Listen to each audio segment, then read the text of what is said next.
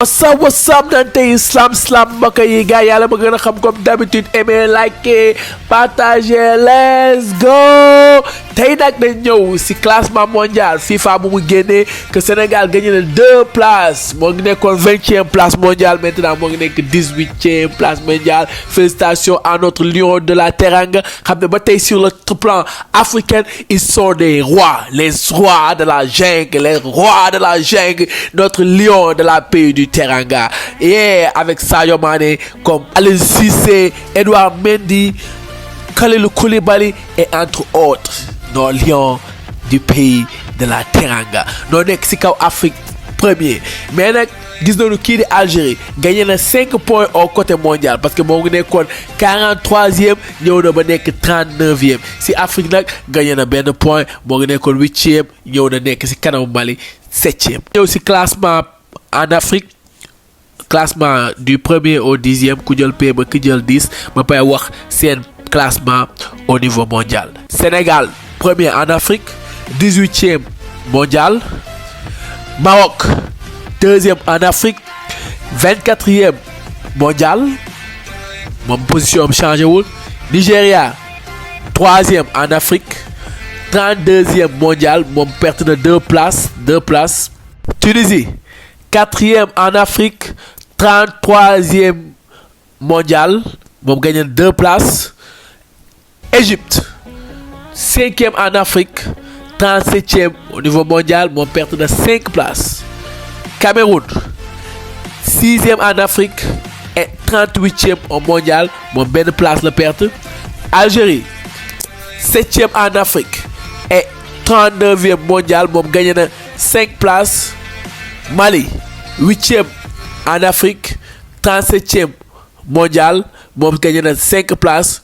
Côte d'Ivoire 9e en Afrique et 51e mondial moom gagné na 2 places. Burkina Faso 10e en Afrique ba pare nekk 55e mondial. Gis nañu ay nations, des grandes nations comme Ghana, Afrique du Sud, RDC Congo ñu xam ne bokk na les 10 meilleures équipes africaines. Aliou Cissé qui a parlé moom na wax na adressé na benn message kii di confédération africaine de football lu koy woowee CAF da leen nekk carrément pour que 5 équipes mooy juróom équipes yu xam ne dem nañu mondial pour nu mun a gën a préparer qualification coupe d'Afrique yi il faut gars yi pousse ko. na bañ ko def septembre pour gars yi mun a am temps pour préparer pour dem mondial te lu mu wax je pense que am na sens. kon que moom nag loolu la wax gars yi il faut nu bàyyi si xel ndax Afrique su demee def résultat Afrique yëpp la ko defal su ñàkkee def résultat Afrique yëpp la ko ñàkkal defal comme il est temps que CAF xool si lu mu wax nu bàyyi si xel xool solution bu nar a ut. moom nag Afrique Qatar bi noo ngi nekk si poule noo ngi nekk si 5 poules yi poule A, poule D, poule F, poule G et poule H.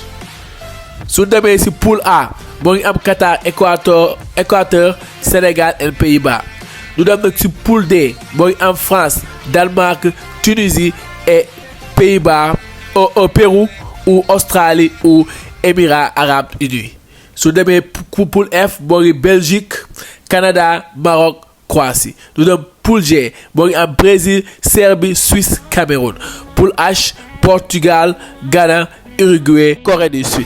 Et je vous demande comment ça se fait que ñu nekk number 1 en Afrique depuis des années mais au niveau club bokk nu sax si les 20 meilleurs clubs en Afrique ñoo ngi si 35e position. kenn ku dee Jaraaf moo nekk 35e position. Jaraaf noo ngi 47e position te kenn nekk fa ku dul Teungueth FC. lii c'est la honte, c'est la honte. di jox 10 premiers yu xam ne noo nekk les meilleures équipes en club en Afrique.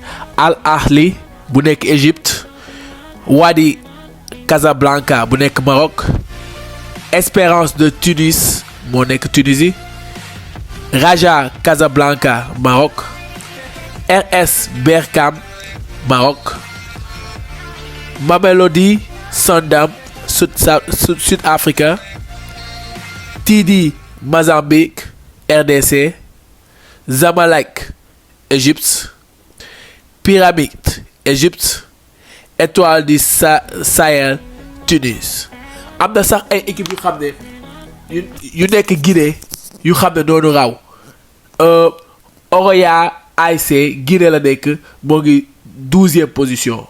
Papa Kopa pendant des années du nekk pays mais dans les clubs mënul nekk sax si les 20 meilleurs c'est la honte.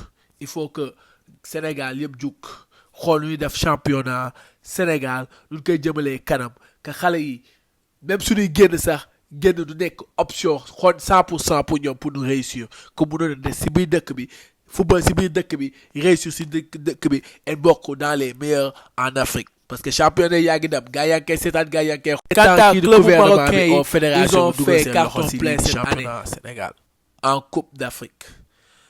Parce que premièrement kii di AS Berkane moo jël luy di Coupe de la Fédération lii di Wadi Casablanca moom moo jël Ligue des Champions li nekk Afrique comme instant yi ñoom seen championnat donc liggéey donc si def fulla que ces jeunes yi ñoo ngi réussir seen championnat te en travers l'Afrique donc si teg tànk. yàlla ma gën a xam comme d'habitude aimer liker partager peace out.